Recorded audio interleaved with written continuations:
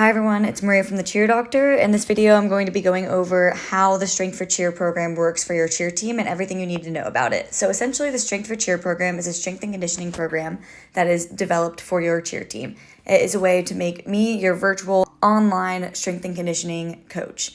So when you go to sign up for this program, you're going to fill out a form that asks you a few questions about your team. I want to know what day of the week you'll be starting the program, what the name of your team is, what's the date of your biggest competition, or what is the end of your season? So when is your peak date? And then I'm going to ask for which programs you want access to. So we have different programs for flyers and bases. For our base program, we include anyone who's a back spot, co-ed base, side base, main base. All of those are going to fall under the base category. And then we're going to also separate it into a different flyer program. So tell us whether you're a base or a flyer. All of the programs assume that you are also trying to improve your tumbling and jumps. So all of the programs are designed for people who are dead mat tumbling or transitioning from spring floor to dead mat tumbling as well. Then you're going to tell us which equipment you have access to. So do you want a body weight and bands only program so you can do it at home? A basic program, which is just going to use dumbbells, kettlebells, and bands? Or do you want the intermediate and advanced plans, which use full weight room equipment, includes barbells for athletes who are a little bit more comfortable in the weight room? And then also let me know how many athletes need access to the app. We do have a minimum of 10 athletes to use the app, but let us know how many athletes you need. We'll also ask for anyone who wants coaches access to the app.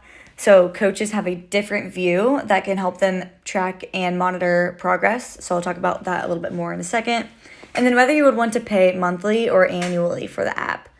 And then submit that form. And then once you submit that form, we'll get you your payment link based off of your numbers. Once you fill out the payment link, then we go ahead and send over instructions for how to get everybody into the app and into their program so that they can start within 1 to 2 business days.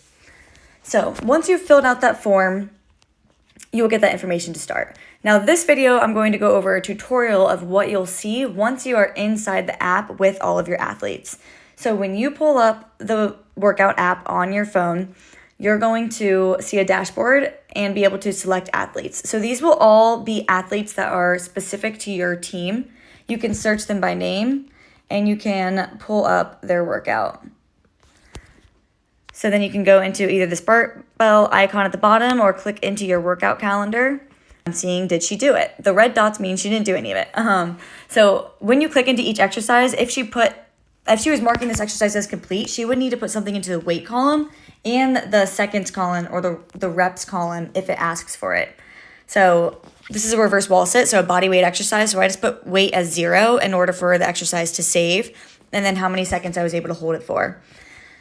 If you don't put anything into this column, the exercise will not be marked as complete. So some of your athletes might be doing the exercises and just not tracking their weight because they use body weight. They don't see it as important to put it in here, which makes sense. But if you want them to be accountable for tracking their progress and staying on top of the program, then just make it an expectation that all of your athletes are putting something into the weight and reps column and marking their exercises as complete so that you know they went in and looked at the app and have been on top of their workouts.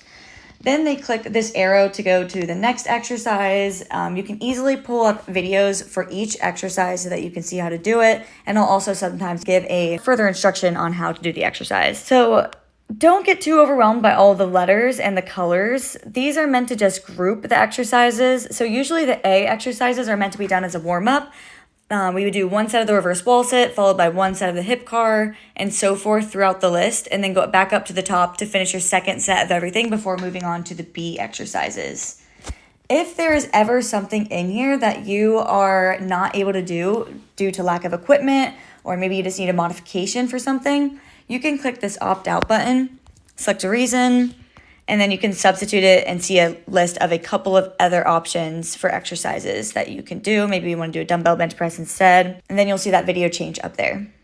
So it's really pretty simple. You just click into all the exercises to see the list. There's videos next to everything. You can track your progress. You can track your max. If you go to these 3 little dots or 3 little lines in the corner up here, you can see max and PR tracking. You can also see a documents and links section. So I want to point out a few things in here. And here we have our Cheer Doctor resource vault.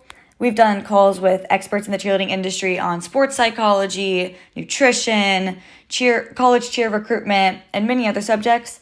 And so if you ever want to learn about one of those, then you just need to click on one of these to pull up the video and the training. We also just added this Cheer Doctor training document where it says technique, tips, and points of performance. This is meant to help you feel more confident performing or coaching these exercises and lifts that you find in your Cheer Doctor workout program. So we go over technique tips of each of the different movement patterns, and we also give examples for modifications and progressions. Of course, if you don't feel comfortable giving modification or progression suggestions to your athletes, then you can always reach out to me for advice as well. But a lot of times coaches want to know a little bit more, so we added this training in here. I also wanted to note that while we have a bunch of technique tips in here, it is super, super important that we allow athletes to learn from their mistakes and learn how their body moves best, so that they're not overthinking movements and they have some fluidity and coordination when learning. So don't use this training to overcorrect or overteach the movements. Instead, use this as a guide to help you feel more comfortable understanding if your athletes are doing the exercises correctly and knowing when they should maybe do a little bit less weight or when they can push the weight a little bit more. So when you click into any of these, we're going to pull up a video on how to do the exercise and then give you different tips. You'll be able to see all of the videos as soon as you click into them if you want to learn more about each movement pattern. I would definitely suggest starting here. If you are totally new to lifting, this is going to make you feel a lot more comfortable. All of the videos are only 10 to 20 minutes long each. So if you watch them on 2x speed, you can get them done in 5 to 10 minutes each. Maybe just do one a day. And it's really going to be an easy way for you to feel more confident and comfortable in the weight room with your athletes. You can also look at a leaderboard over here if you wanted to select a certain exercise and see who's at the top of your program. You can do that for some friendly competition. In the feed here, you can write to your team. I get to see everybody's feeds because I have access to all teams, but you'll just have access to your team. So you'll see how your team's doing, but you won't get messages from other teams. Then if you click into this messaging app over here, you can click this green plus icon and you can message people in your groups. I have the ability to message everybody, but you'll just have the ability to message your athletes specifically. Every couple of weeks, I'll be checking in with your athletes, just seeing how the program's going. I'll ask them to rate their consistency from a scale of 0 to 100%. I'll ask them to let me know one thing that's going well to help keep them motivated. And then I'll ask them what the biggest area for improvement is and if there's anything I can do to help. So if your athletes respond to me and need help with something, I can go into their calendar and further personalize their program if they need modifications for whatever reason or if they have a special request. So the more that the athletes communicate with me, the more that they will get out of the program for sure. That those are the most important things that you need to know as a coach viewing the app on your phone. I did want to mention that up here, when you see the orange dot on Friday, that means that the athlete put in some of their exercises. So down here, she completed the pull-up section by putting everything into all 3 columns. So if you want your athletes to be accountable and track their progress, make sure you make that an expectation that they're putting things in here so you can track their progress.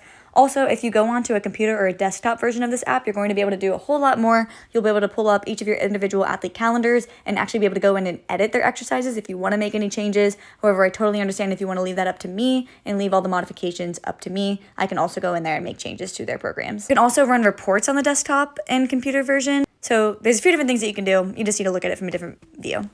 All right, I think that is pretty much it. Please feel free to message me directly through the app if you have any questions or email me, maria@thecheerdoctor.com. But otherwise, I'm excited for you guys to get started.